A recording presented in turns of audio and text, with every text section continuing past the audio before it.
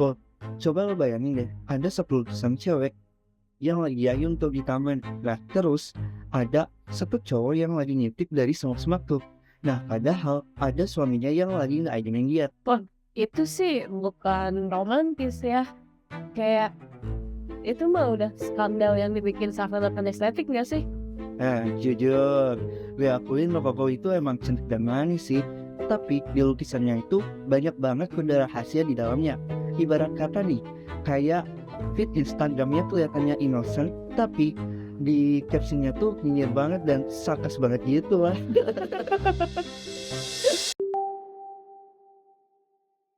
Halo guys, gue Ariel. Dan Romaul, hari ini kita bakal jalan-jalan ke abad 18, yaitu ke salah satu gaya seni yang paling sering salah pahami, yaitu Rokoko. Pasti kalau dengar Rokoko tuh banyak yang ngebayangin ruangannya penuh emas, ornamen keran, warna-warna pastel, dan lukisan orang berpesta. Terus kesannya tuh kayak ya cuma buat pajangan doang. Rokoko itu muncul di era yang lagi serius banget, yaitu era ketika Eropa upgrade seperti cara berpikir, sains yang lagi naik, kapitalisme jadi sistem yang dominan dan ide kebebasan individu mulai lahir. Nah, yang paling menariknya tuh, di tengah dunia yang mulai kritis gitu, seni Prancis malah tampil makin bercanda tuh. Kayak ada dua dunia yang lagi tabrakan gitu loh. Nah, yang satu dunia di mana ide yang makin tajam, dan satunya lagi ada dunia yang elitnya tuh pengen hidup enak doang gitu. Kita bakal ngebahas Rokoko biar kebayang sejarahnya. Kita bakal bahas mulai dari konteks lahirnya dulu kali ya, biar terasa vibes zamannya. Lanjut ke interior, arsitektur, yang bentuknya ramai dan nggak bisa diam. Terus masuk ke lukisan-lukisan ikonik dari Didal, Boscher, Van Gogh, dan Tiepolo. Oke, anggap aja ini tuh kita bukan lagi presentasi ya, tapi kita lagi nongkrong. Nah, nongkrongnya di Paris pas tahun 1720-an. Kita mulai dari kenapa Rokoko bisa lahir. Gue setuju banget kalau kita nggak kebayang suasana Eropa abad ke-18. Rokoko itu cuma kelihatan kayak stylenya aja sih yang cantik doang. Yes, bayangin nih, abad ke-18 itu bukan sekedar lanjutan barok. Tapi ini tuh era di mana peradaban barat yang lagi ngalamin perubahan yang lebih signifikan dibandingkan Renaissance dalam beberapa hal. Ada ide-ide yang besar yang lahir kayak kebebasan individu, tanggung jawab pribadi, dan bersamaan dengan itu juga kapitalisme itu makin dominan sebagai sistem ekonomi. Dan cara orang mandang dunia juga berubah karena sains, bukan cuma kayak percaya tradisi, tapi mulai ada kesadaran di dunia ini bisa dipelajari. Ada semangat eksplorasi ilmiah, kayak pelayaran-pelayaran besar, riset alami, dan pemetaan. Iya, bahkan ada tuh contoh realnya yaitu pelayaran Kapten Cook sampai ke Pasifik dan Australia nih. Jadi energi intelektual dan sosialnya itu tuh lagi ngegas banget. Tapi ujungnya energi itu tuh kayak mati seketika lah pas revolusi Prancis meledak tahun 1789 tuh. Nah, itu konteks besar. Tapi secara kultural, Eropa itu nggak kompak, nggak ada satu gaya yang menyatukan segalanya. Betul, Inggris pada waktu itu tuh fokus ke perdagangan dan ekspansi.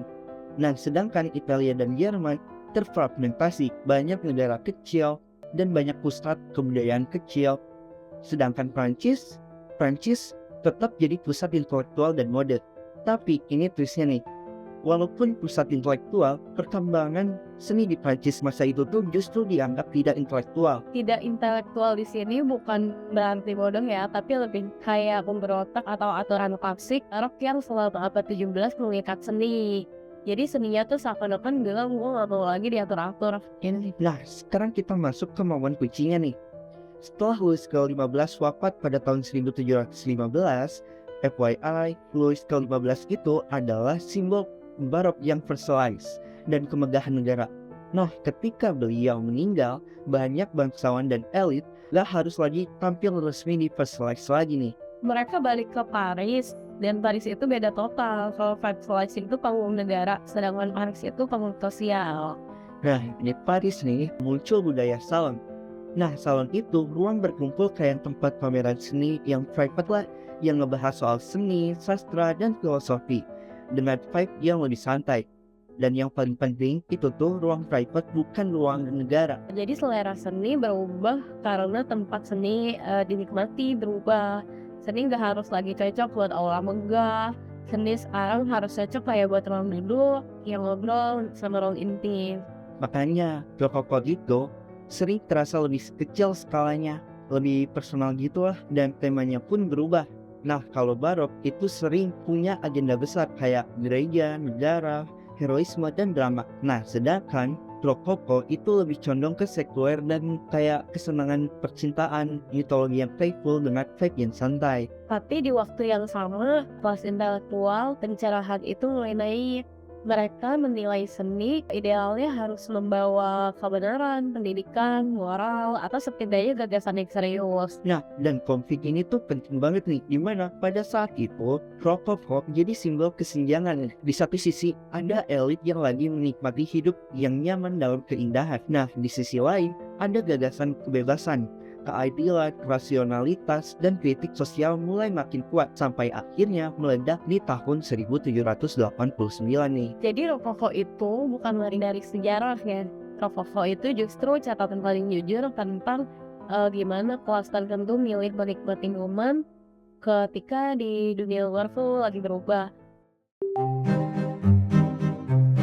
Kalau barok nih, kayak konser orkestra yang megah, semua instrumen yang rapi dan patuh dalam satu dirijen nih. Tapi kalau rokoko tuh, lo lagi dengerin Spotify free tuh yang lagunya tuh lompat-lompat banyak genre. Nah, tapi anehnya tetap enak didengar dan nyambung gitu sih. Ya, nah analogi ini tuh pas banget buat membahas satu hal penting yang fragmentasi. Rokoko itu nggak ada kesatuan tunggal atau itu bukan sumber terjadi di budaya Eropa. Tapi ini bisa kelihatan jelas juga di desain interior dan arsitekturnya. Soalnya barok itu tipe yang suka semuanya rapi dan teratur. Nah, dia tuh cinta mati banget tuh sama yang namanya simetri dan centering gitu. Nah, jadi biasanya selalu ada satu pintu utama yang satu garis tengah yang jelas dan satu arah hormat yang tegas tuh. Jadi intinya tuh desainnya tuh kayak seakan-akan bilang, nih lihat nih ke sini. Mata kita tuh langsung dipaksa fokus ke satu titik yang dianggap paling penting tuh. Sedangkan Rokoko itu malah ikannya ya. Ruang-ruangannya lebih kecil dan lebih private. Desainnya juga dibuat kayak kita ngerasain experience yang terlapis. Jadi pas lo masuk tuh, mata lo nggak langsung kunci di satu titik utama, tapi diajak muter dulu pelan-pelan ke satu detail ke detail lain. Nah, panel dindingnya juga nih kebagi-bagi nih. Ornamennya tuh kayak muter dan melengkung gitu, terus kurvanya nyambung ke kurva yang lain. Nah, dan cermin juga memecah ruangan jadi kerasanya tuh lebih luas gitu sih.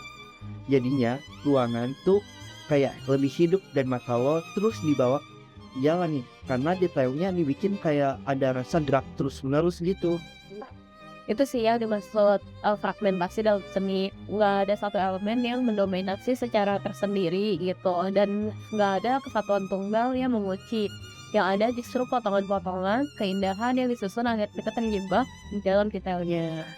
Mid Francis ini kuat banget sih kelihatan dari interiornya, karena rokoko itu lahir dari kultur South yang ruangannya tuh kayak kotak perhiasan kecil yang mewah, halus tapi padat dengan detail. Tapi pas dia berangkat ke Jerman, Rokoko di sana level banget, real. Jadi arsitektur yang benar-benar utuh. Bahkan ketika masuk ke gerejanya, gereja Rokoko itu vibes-nya kadang surreal banget, warnanya putih tabur emas pastel. Terus langit-langitnya kayak kebuka, jadi kayak langit beneran gitu lewat lukisan Crespo. Ada awan-awan yang gitu. Tapi tetap ya, pengalaman visualnya itu pecah-pecah. Bukan satu pesan tunggal yang kuat nih. Lo kayak berenang di dalam detail. Dan mata lo gak sempat berhenti di satu titik aja nih. Karena terus ketarik dengan ornamen-ornamen lainnya nih. Jadi kalau kita rangkum buat jawab poin soal fragmentasi itu dalam arsitektur Rokoko muncul lewat asimetri. Dia ruangannya tuh agak-agak berpusat, dekor yang mengalir tanpa hierarki yang tunggal. Dan itu nyambung banget sama kondisi Eropa abad ke-18 yang secara kultural juga lagi gak punya kesatuan. Nah, abis kebayang ruangannya, sekarang kita masuk ke hal yang paling menarik nih, yaitu lukisan Rokoko. Oh, gue mau mulai dengan satu kalimat yang agak nakal. Nah, rokoko itu seni yang kelihatannya sopan, tapi sebenarnya tuh penuh dengan makna yang terselubung. Kayak cewek nih, kalau lagi ngomong, aku nggak apa-apa kok. Nah, cara ngomongnya sih halus banget ya. Tapi dari nadanya nih, nada bicaranya aja udah bikin lo sadar. Kayak, wah gue bikin salah apa-apa nih ke dia. Jadi yang kelihatannya halus dan lembut, dan estetik itu di permukaannya aja. Tapi di dalamnya penuh banyak makna nih.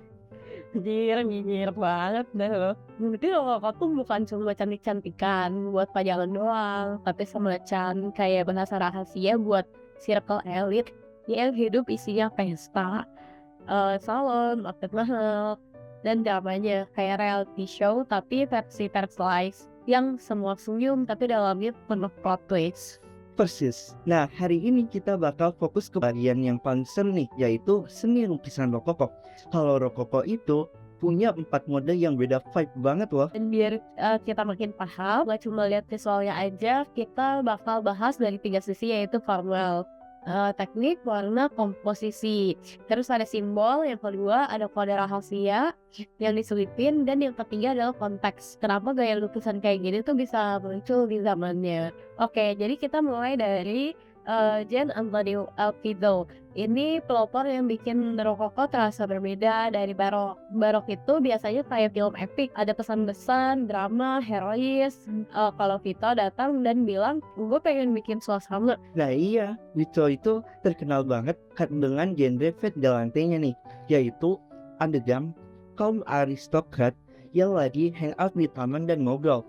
Terus ada adegan alat main musik dan flirting yang halus nih. Kadang kayak panggung teater terbuka gitu, tapi ini poin pentingnya nih. Ini bukan lukisan sejarah, bukan lukisan moral dan propaganda, tapi ini lukisan mood. Dan aura lukisan Vito itu unik, ya kayak romantis tapi ada sendunya. Kayak indah tapi cuma sementara aja. Nah, sekarang yang paling penting itu yaitu metode komposisi Wetio nih. Ini yang bikin dia beda nih. Banyak pelukis sebelum dia biasanya mulai dari rancangan komposisi beratnya dulu, kayak layout dulu, baru isi ke detail. Nah, tapi Wetio itu malah kebalikannya nih. Dia mulai dari orang-orangnya dulu. Nah, iya tuh, Wetio itu rajin banget bikin sketsa figur individual, kayak orang duduk, berdiri, menoleh, main alat musik, jalan, dan nari. Sketsa kecilnya itu dikumpulin nih, jadi kayak berpose gitu. Jadi pas dia bikin lukisannya nih, seolah dia tuh lagi main puzzle yang tinggal nyusun potongan-potongan ini sketsa figurnya orang tadi tuh ke kanvas yang kayak main puzzle lah ya. Makanya komposisinya kata hidup kali ya gitu. Tapi karena bukan satu panggung besar, tapi kumpulan momen kecil. Batas kita jalan dari satu sisi, satu interaksi ke interaksi lain. Dan itu tuh rokoko banget sih, bukan satu pusat tunggalnya kesatuan yang heroik, tapi vibe sosialnya contohnya kayak Vilgimer tuh si Tera. Nah, pasangan-pasangan itu tersebar dan bertahap kayak gelombang kecil. Plotnya gak dijelasin secara gamblang, tapi perasaannya yang nyampe tuh kayak romantis, dreamy gitu. Ada rasa kita sedang ada di dunia yang lembut nih. Jadi Vito itu kayak orang yang bikin playlist, bukan film. Lo gak harus ngerti ceritanya, tapi lo kenal suasananya. Lanjut ke Francis Boucher. Kalau Vito itu dreamy, kalau Boucher itu manis, sensual, dan dekoratif. Dan ini tuh masuk banget ke pertanyaan klasik. Apa sih bedanya Boucher dengan barok itu? Nah, secara gampang, kalau barok itu kontras dan drama, nah kalau Boucher itu lembut dan menggoda. Barok biasanya main gelap terang, tajam, gestur besar, emosi intens, tema religius atau heroik. Boucher kayak bilang, gue mau bikin dunia yang lebih halus. Nah iya, formalnya nih, Boucher itu pakai palet pastel, yaitu warna pink, biru muda, krem, dan warna kulit yang glowing. Cahayanya juga menyebar lembut, gak sekeras barok. Dan komposisinya juga nih, sering lebih luas, kayak lebih ngalir gitu. Dan yang paling terasanya ini nih, yaitu pusat subjek yang sering perempuan, bukan pahlawan, dan juga bukan martir. Tema-temanya juga beda ya. Boxer itu suka mitologi, tapi mitologi yang bukan anggung gitu. Jadi lebih kayak mitologi yang bersifat asli tapi estetik.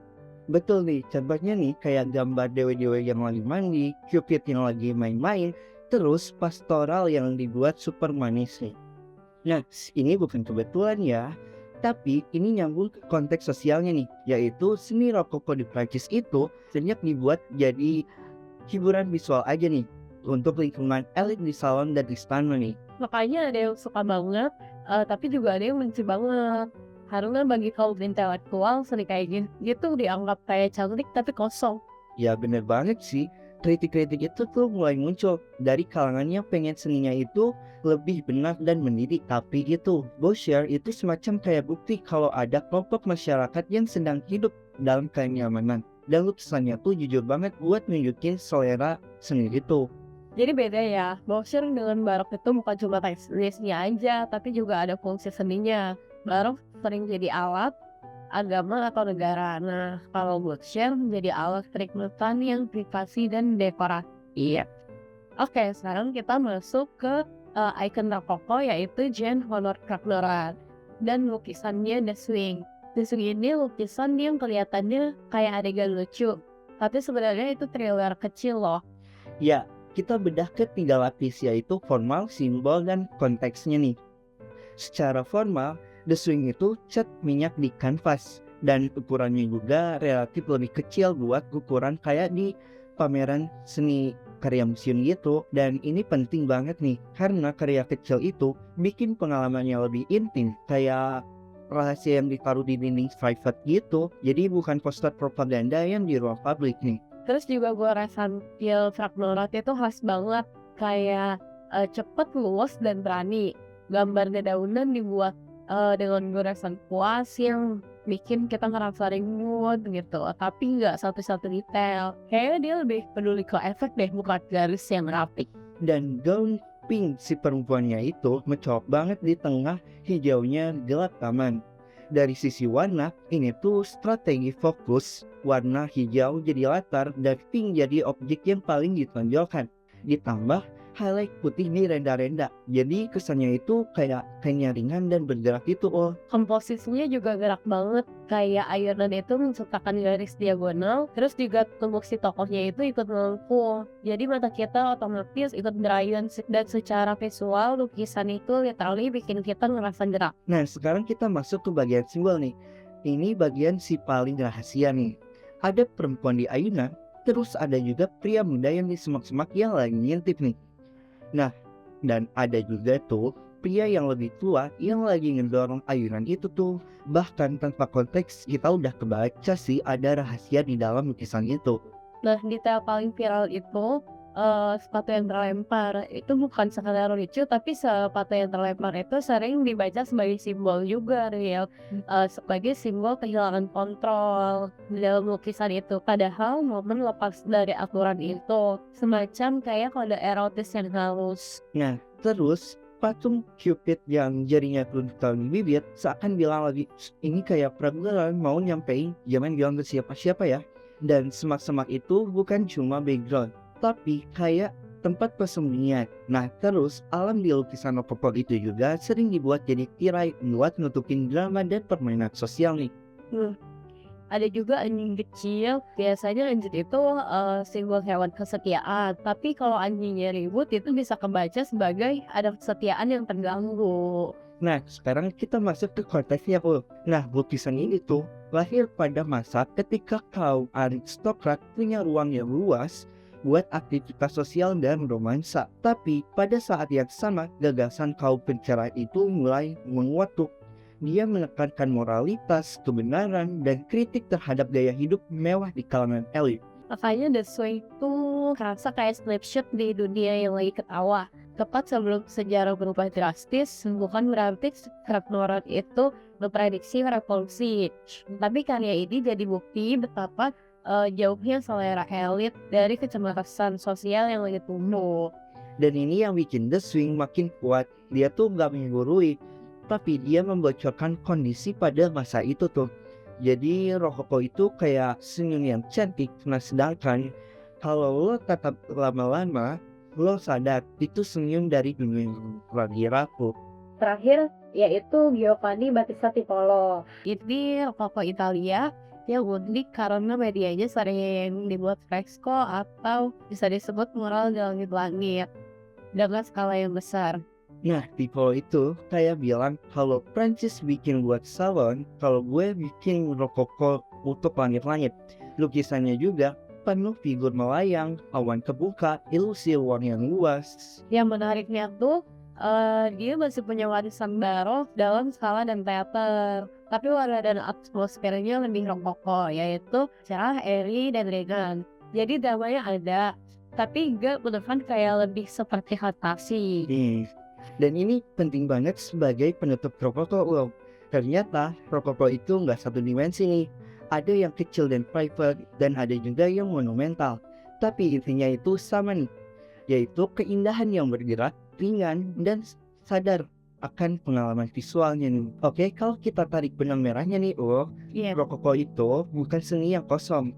Tapi rokoko itu seni tentang cara manusia yang menghindari dari beratnya dunia, Dan dia lahir pas Eropa berubah kayak akal dan sains lagi naik banget.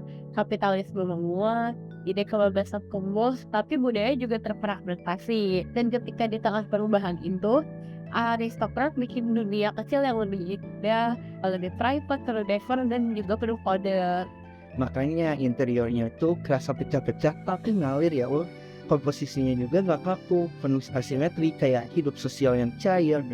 Dan lukisannya pun begitu. Wetio tuh nyusun dunia dari fragment figur, not bullshit, bikin kenikmatan visual yang bikin intelektual panas, dan Van Loren literally mengubah skandal jadi pastel. Iya, dan mungkin itu relevan banget buat kita sekarang. Kadang kita juga hidup di masa yang serba berubah cepat. Dan kadang kita juga pengen ruang kecil yang indah buat bernafas. Nah, bedanya rokoko itu soal salon dan taman. Nah, kalau analogi kayak kita nih, mungkin larinya ke estetik, playlist, coffee shop, atau fit yang rapi. Tapi konsepnya sama, kayak keindahan itu bisa jadi pelarian sekaligus ceringan zaman gue. Dan itu yang bikin rokoko tuh layak dipelajari. Bukan cuma karena cantik, tapi karena dia nunjukin cara sebuah kelas sosial merasakan dunia. Dan cara mereka menyembunyikan rahasia di balik ornamen. Oke teman-teman, makasih ya udah dengerin kita ngobrol soal sejarah rokoko. Nah, di episode selanjutnya kita bakal lanjut ke neoklasisme ketika Eropa mulai balik ke aturan dan keseriusan, dan kita masuk ke era revolusi Prancis sampai Napoleonic Empire. Oke, sampai jumpa.